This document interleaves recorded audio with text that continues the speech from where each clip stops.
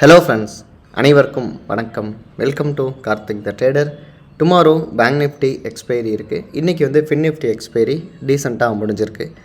நாளைக்கு bank Nifty expiry எப்படி இருக்கும்? ஸோ நிஃப்டி நெக்ஸ்ட் லெவல் என்ன, ஓப்பன் இன்ட்ரெஸ்ட் டேட்டா என்ன இருக்குது, எந்த லெவலுக்கு மேலே நம்ம ட்ரேட்ஸ் எடுக்கலாம் அப்படின்னு நம்ம தெளிவாக பார்க்கலாம். ஸோ ஃபஸ்ட் நம்ம நிஃப்டியை ஸ்டார்ட் பண்ணுவோம். ஸோ நம்ம ஸ்டார்ட் பண்ணதுக்கு பிஃபோராக one more important informations. So மறக்காமல் இந்த வீடியோ கொஞ்சம் ஃபுல்லாக பாருங்கள். ஸோ இந்த ஃபுல்லாக பார்த்துட்டிங்கன்னா என்னோடய அனலைசிஸ் எப்படி இருக்குது, நீங்கள் என்ன பிளான் பண்ணியிருக்கீங்க அப்படிங்கிறது தெரிஞ்சிக்க முடியும். ஸோ பார்த்துட்டு பிடிச்சிருந்தால் மறக்காமல் அப்படியே லைக் பண்ணிவிட்டும் வாட்ச் பண்ணுங்கள். முடிஞ்சால் உங்கள் ஃப்ரெண்ட்ஸுக்கும் ஷேர் பண்ணிட்டு வாட்ச் பண்ணுங்கள். டெலிகிராமுக்கான லிங்க்கும் நான் தெளிவாக டிஸ்கிரிப்ஷன்லேயே கொடுத்துருக்கேன் ஃப்ரெண்ட்ஸ், மறக்காமல் ஜாயின் பண்ணிங்க. இன்றைக்கி மார்க்கெட் நிஃப்டி வந்து 22,000 அங்கே தான் க்ளோஸ் ஆகியிருக்கு. அப்புறம் பேங்க் நிஃப்டி இஸ் 46,600. அப்புறம் ஃபின் நிஃப்டி நம்ம மார்னிங்கே எதிர்பார்த்தது தான் 20,700 to 800, அங்கே தான் டேட்டா அதிகமாக இருந்துச்சு. ஸோ 700லே Fin Nifty also expiry முடிச்சிருக்கு.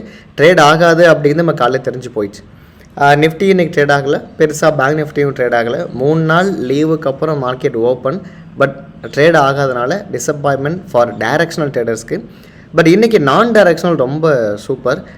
For example Stradale ஆகட்டும், ஸ்டாங்கல் ஆகட்டும், நல்லாவே இன்றைக்கி ப்ரீமியம் டிகே நல்ல ப்ராஃபிட்ஸ் எடுத்துருக்க முடியும் நான் டைரக்ஷனில். ஸோ நிறைய பேர் லைவில் ஆல்சோ ஸ்டாங்கல் கேட்டிங்க, நான் ஸ்டாங்கல் சொல்லியிருந்தேன். ஸ்டாங்கல் எடுத்துருந்தீங்கன்னா நல்ல ப்ராஃபிட் தான். மேபி இந்த வாரம் எக்ஸ்பைரி ஆகட்டும், இல்லை நாளைக்கு அடுத்த வாரம் எக்ஸ்பைரி ஆகட்டும், நல்ல ப்ராஃபிட்ஸ் தான்.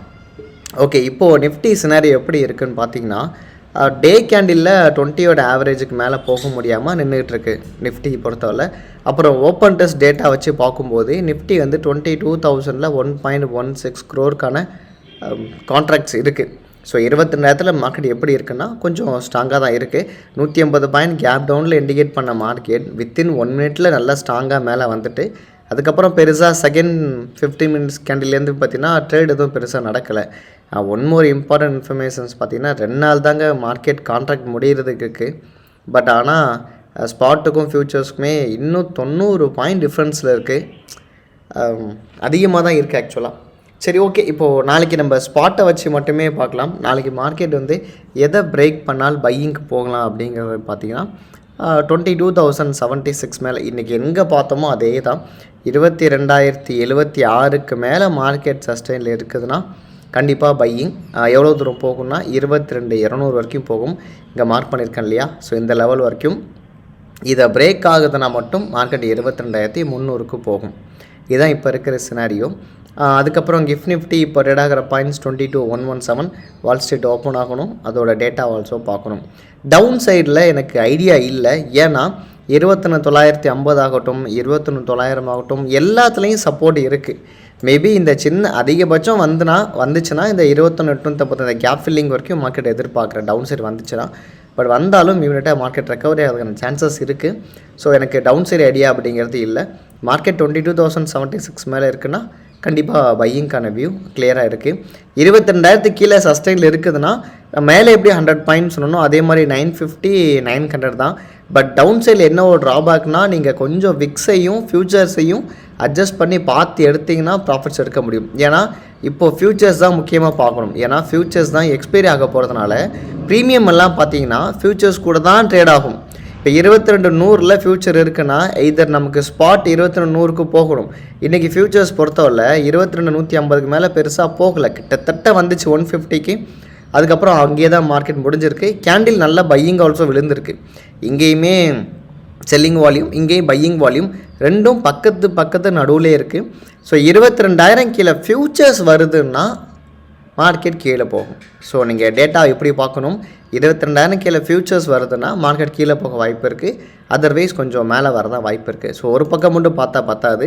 22,100லேயுமே பார்த்தீங்கன்னா கால் போட்டு கிட்டத்தட்ட ஆல்மோஸ்ட் ஈக்குவலாக இருக்காங்க. இன்றைக்கி 100லேயும் டேட்டா கொஞ்சம் இன்க்ரீஸ் நடந்திருக்காங்க. நாளைக்கு எப்படி இருக்குங்கிறத நம்ம ஓவரால் செக் பண்ணி பார்க்கலாம். பட் 22,000 கீழே ஃப்யூச்சர்ஸ் இருக்குதுன்னா மார்க்கெட் கீழே வர்றதுக்கான வாய்ப்பு இருக்குது. 150க்கு மேலே ஃப்யூச்சர்ஸ் இருக்குதுன்னா 250, 300 வரைக்கும் மார்க்கெட் மேலே போகலாம். இதுதான் இப்போ இருக்கிற நிஃப்டி வியூ. நாளைக்கு பேங்க் நிஃப்டி எக்ஸ்பைரி இருக்குது. பேங்க் நிஃப்டி பார்த்திங்கன்னா இன்றைக்கி கிட்டத்தட்ட 200 பாயிண்ட்லேயே தான் ட்ரேடு.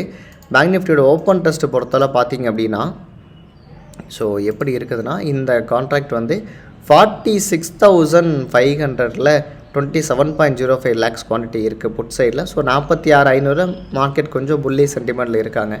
ஓவரால் பிசிஆர் 0.82 இது கொஞ்சம் வேரிஸ் தான். ஆக்சுவலாக மார்க்கெட் வராதுக்கான முக்கிய காரணமே பேங்க் நிஃப்டி தான்.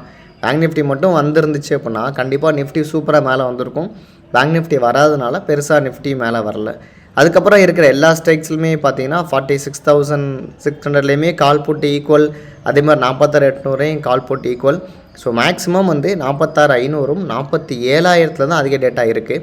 ஸோ மார்க்கெட் 47,000 மேலே சஸ்டாக எதிர்பார்த்து தான் இருக்கேன். பட் ஆனால் 400 பாயிண்ட் ட்ரேட் ஆக மாட்டேங்குது. 47,000 மேலே மார்க்கெட் இருக்குதுன்னா கண்டிப்பாக 1% பேங்க் நிஃப்டி எதிர்பார்க்கலாம்.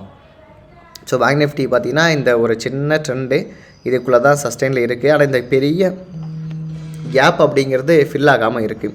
ஸோ 46,400 அப்படிங்கிற லெவலில் கேப் ஃபில் பண்ணிச்சுன்னா பேங்க் நிஃப்டி நல்லா இருக்கும். ஸோ இது கொஞ்சம் ஃபில் பண்ணிட்டு போனால் ஃபென்டாஸ்டிக்காக பேங்க் நிஃப்டி மேலே வரலாம். அதே மாதிரி பேங்க் நிஃப்டி ஃபியூச்சர்ஸ் முக்கியமாக நம்ம பார்த்தோம் அப்படின்னா பேங்க் நிஃப்டி ஃபியூச்சர்ஸ் பொறுத்தவரை பெருசாக கீழே வரல. ஸோ ஆக்சுவலாக இந்த லோ கட்டாக நம்ம கூட பேங்க் நிஃப்டி ஸ்பாட் கீழே வந்துச்சு, பட் ஃபியூச்சர்ஸ் பெருசாக கீழே வரல. ஸோ ஃபியூச்சர்ஸ் பொறுத்தவரையில் அதே கேட்டகரி தான். 46,500 ஸ்ட்ராங்காக இருக்குது. 47,000 மேலே மார்க்கெட் மேலே வருது அப்படின்னா கண்டிப்பாக பேங்க் நிஃப்டி ஆல்சோ நம்ம நாளைக்கு பையிங் எதிர்பார்க்கலாம். ஸோ பேங்க் நிஃப்டியோட பையிங் வியூ அப்படிங்கிறது ஃபியூச்சர்ஸில் இன்றைக்கி வந்திருக்கிற ஹைக்கு மேலே இருந்தாலே 46,881 மேலே பேங்க் நிஃப்டி ஃபியூச்சர்ஸ் இருந்தாலே கொஞ்சம் பையிங் வியூ தான் நான் இருக்கேன். 47,000 மேலே கொஞ்சம் பையிங் வியூ தான் இருக்கேன். ஓகே, இதான் இப்போ இருக்க பேங்க் நிஃப்டி எக்ஸ்பைரி. ஸோ அப்படி டவுன் சைடு வந்துச்சுன்னா இந்த கேப் ஃபில்லிங்க்கான வாய்ப்பு தான். முன்னாடி ஸ்பாட்டில் பார்த்தோம் இல்லையா, அந்த கேப் ஃபில்லிங் வாய்ப்பு தான். பெரும்பாலும் நான் முன்ன சொன்ன மாதிரி டவுன் சைடு வியூ அப்படிங்கிறது பெருசாக இல்லை. மார்க்கெட் மேலே போக தான் ட்ரை பண்ணிட்டு இருக்காங்க. பேங்க்ஸ் வந்தால் கண்டிப்பாக மார்க்கெட் நல்லா மேலே வந்துடும். HDFC பேங்க்கு இன்றைக்கி பார்த்தீங்கன்னா 1430 நியர்பை நல்லா மேலே வந்துச்சு. பட் அதுக்கப்புறம் பெருசாக போக முடியல. இன்றைக்கி மொத்த பேங்க்ஸையுமே காப்பாற்றினது ஒரே ஒரு க்ரீன் யார் அப்படின்னு சொல்லி பார்த்தோன்னா ஆக்சிஸ் பேங்க் மட்டும் தான் கொஞ்சம் நல்லா மேலே வந்துச்சு. மற்றபடி பெருசாகவும் வரல. ஸோ இதுதான் ஃப்ரெண்ட்ஸ் இப்போ இருக்கிற சினாரியோ. ஸோ பேங்க் நிஃப்டியும் ஸோ டேட்டா ஆல்சோ நம்ம கிளியராக பார்த்துருக்கோம். இதில் டவுட்ஸ் அண்ட் கமெண்ட்ஸ்னால் கண்டிப்பாக தெரியப்படுத்துங்க. தேங்க்ஸ் ஃபார் வாட்சிங். தேங்க்யூ.